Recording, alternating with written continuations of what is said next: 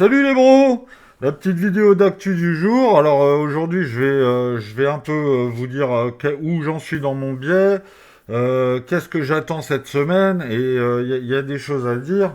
Qu'est-ce que j'attends cette semaine, notamment le PIB mercredi, hein, je ferai ma vidéo après les chiffres du PIB. Pour moi, il n'y a rien de plus important, hein, le 30 avril, c'est ce que j'avais dans le viseur. Et je disais que si j'étais investisseur, je vendrais tout le 29, donc demain, sur un dernier pump.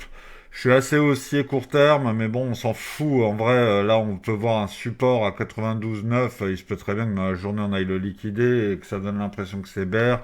On fait une dernière montée, on va à 98 000, 97 000, peu importe. La finalité, c'est quand même que les perspectives ne sont pas bonnes à mon sens.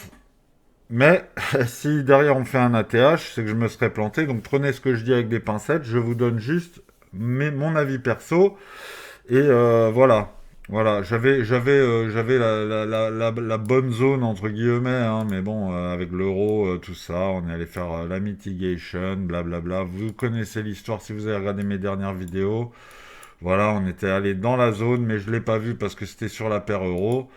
Depuis, il faut bien que je continue mon analyse, hein, puisque oui, on y est allé, on n'y est pas allé sur le dollar, j'ai pas investi, je suis full cash.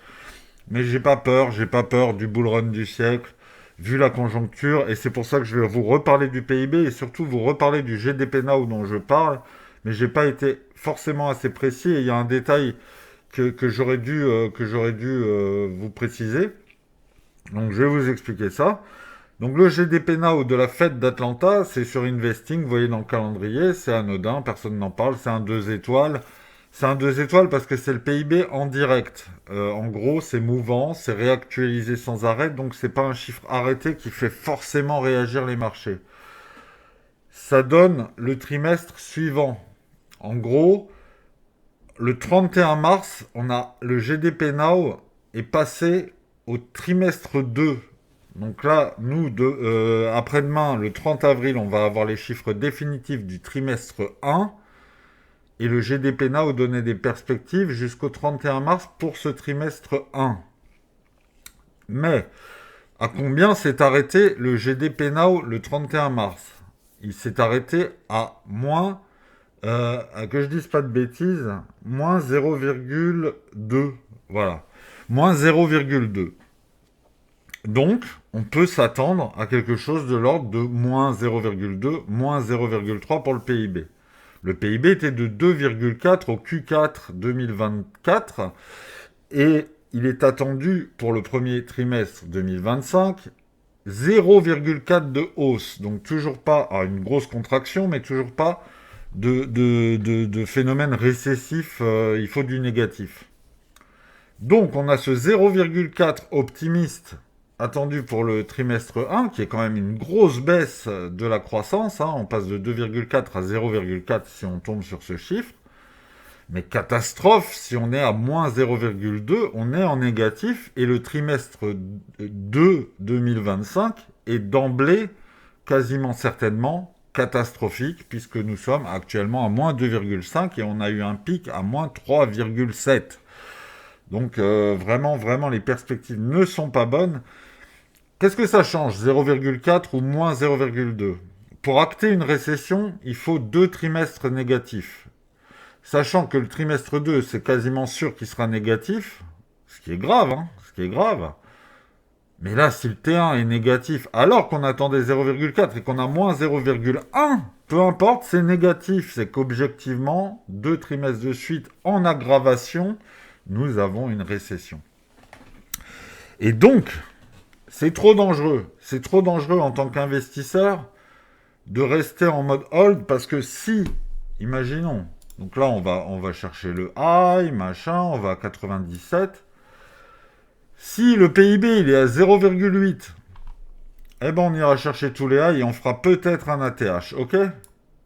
Donc bon, chacun sa vision de l'investissement. Quand c'est trop dangereux comme ça, avec une perspective de récession, c'est un truc qui n'arrive pas tous les quarts d'heure, hein. La dernière grosse récession, on compte pas le Covid, qui est très particulier, mais qui est responsable de la crise à venir. 2008. tu joues sur... t'es funambule, t'es sur la corde raide. Parce que si c'est moins 0,2, je vous garantis que le prix, ils vont faire un setup de distri de toute façon. Et quand le chiffre va tomber, la distri, elle va fake si les résultats sont très bons sur le PIB. Et ça va distribuer en mode ratch si on est en négatif, puisque ça acte quasiment de façon certaine la récession, puisqu'on est quasiment sûr que le trimestre suivant sera mauvais. J'espère que je ne vous ai pas trop perdu. En tout cas, le GDP Now, voilà, il est mouvant et il est passé trimestre 2 le 31 mars. Et ça, j'avais oublié de le dire, donc c'est important. Et ce qui explique qu'on soit à moins 2,5 sur le GDP Now et qu'ils espèrent plus 0,4. Parce que ce serait impossible si on était toujours sur le T1. On s'est arrêté à moins 0,2 sur le GDP Now. Je ne vois pas pourquoi on aurait 0,4. Donc je m'attends à des mauvaises nouvelles. Donc je suis très prudent et j'arrête d'ailleurs d'investir. D'ailleurs, j'avais refait un coup sur Solana, j'ai perdu 300 balles. Bon, j'en avais gagné 1002 deux jours avant. On a sauvé les meubles, comme quoi on n'est jamais sûr de toujours gagner de l'argent, hein. Moi, ça m'arrive évidemment de perdre des 300, des 500, voire des 1000 euros. C'est compensé, c'est pas bien grave, mais voilà, quand on essaie de faire des coups, bah, les coups ils peuvent foirer, hein, et vous le savez sûrement si vous tradez, hein. Donc, demain, je ferai une vidéo d'analyse d'alt, je vais voir, je vais sûrement la tourner aujourd'hui d'ailleurs. Comme je fais des nuits, faut que j'ai des journées un peu off, voilà. Et mercredi, je vous ferai la vidéo quand les chiffres du PIB seront sortis. Ça n'a aucun sens de parler des marchés avant, voilà. Donc je ferai cette vidéo-là vers, je sais même pas quand ils sortent, 14h30 ou 15h30 comme d'habitude, c'est vers ces eaux-là. Et je tournerai en direct différé, puisque je tournerai au moment où les news tombent et je regarderai les chiffres en direct et je ferai «Oh là là, on va crack!» ou «Oh là là, on va à la TH». Oui, honnêtement, ça se joue à ça, hein. C'est si on a des chiffres du PIB qui sont solides, on est parti sur possiblement une amélioration du trimestre 2 qui s'est améliorée puisqu'on était à moins 3,7, on est à moins 2,5. Et on peut encore espérer un soft landing. Moi, personnellement, j'ai de plus en plus de mal à y croire, surtout avec l'eau de malade qui tweet. L'eau de malade, j'exagère, hein, mais voilà.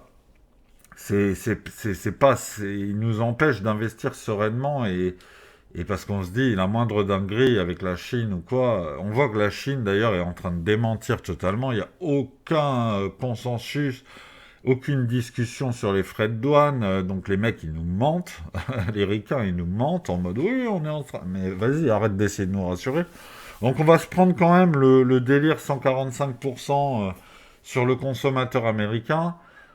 La Switch 2 par exemple a été annulée aux États-Unis, ils sont en train de revoir complètement les prix, puisque sur les produits électroniques, il avait dit non mais on va pas faire mais les consoles ça les concerne pas, donc tu vois il y a des trucs qui commencent, l'impact commence à se faire sentir sur certains domaines.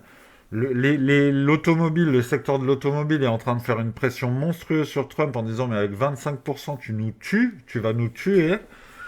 Et tu croyais que t'allais emmerder le monde entier, mais tu nous emmerdes de ouf aussi. On est grave dans la merde parce qu'on a des effets de rétorsion dans le monde entier. Et voilà, le Japon achète des voitures américaines. Il y a quand même des acheteurs de voitures américaines, même si c'est sûr, on n'est plus dans les années 50, hein. L'Europe n'en a jamais acheté, hein. Si tu veux t'acheter une Ford Mustang, ah oui, ben Ford c'est un peu à part, mais c'est une des seules marques qu'on achète. Et si tu veux une Mustang, c'est limite si tu dois pas l'importer et elle te coûte beaucoup plus cher que le prix américain, hein. Je crois que c'est 30 000 dollars aux États-Unis, chez nous c'est 45 000, hein. Donc tu vois le délire, hein. C'est le bateau, on a importé vénère, il n'y a pas d'usine forcément en Europe, voilà. Mais les voitures américaines, tout, Chevrolet, tout ça, c'est très à la marge en Europe. Il y en a, hein, il y en a.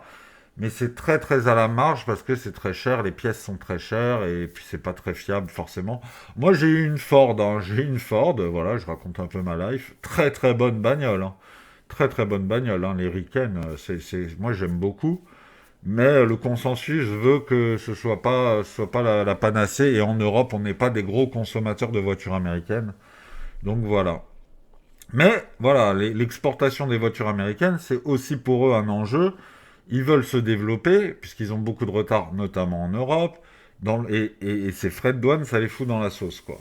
Donc on voit que ça s'améliore pas tant que ça, que les 90 jours de pause, ça va arriver plus vite que prévu. C'est en juillet, c'est début juillet.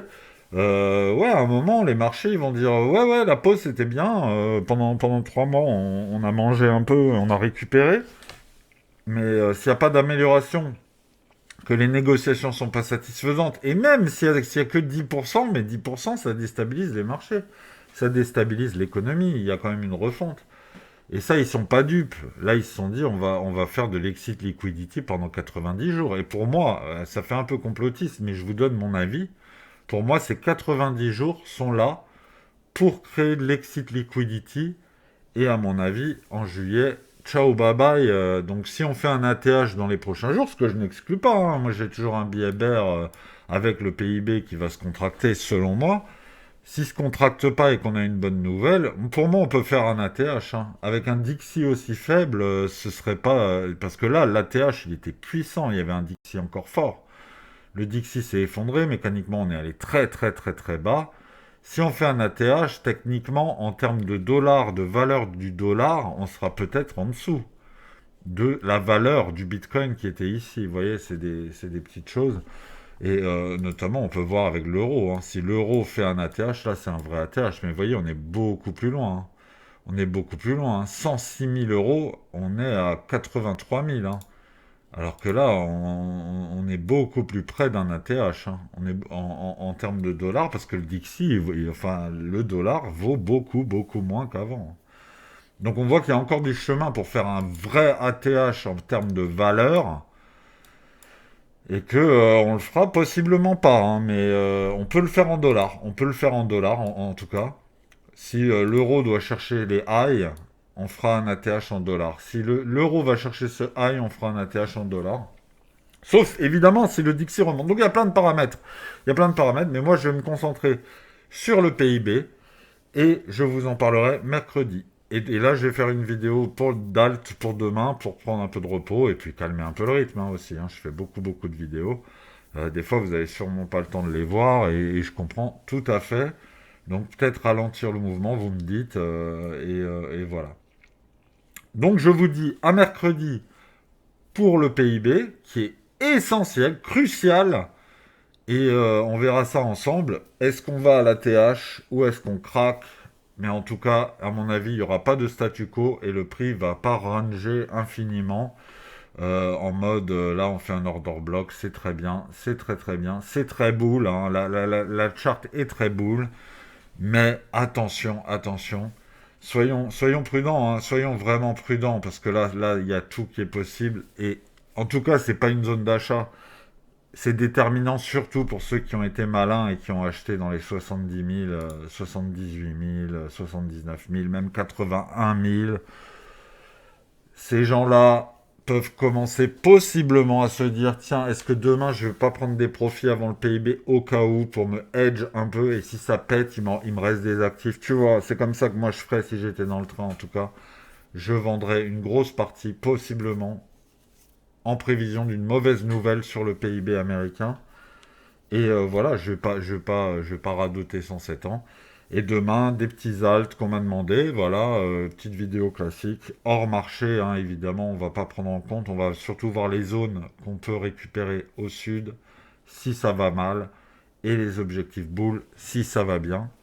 Voilà, c'est clair que là, vous vous dites, la vidéo, ça a été de nous dire, ça va monter ou descendre. Bah ouais, mais c'est souvent comme ça, et des fois, tu peux pas avoir de billet forcément clair, c'est mon cas.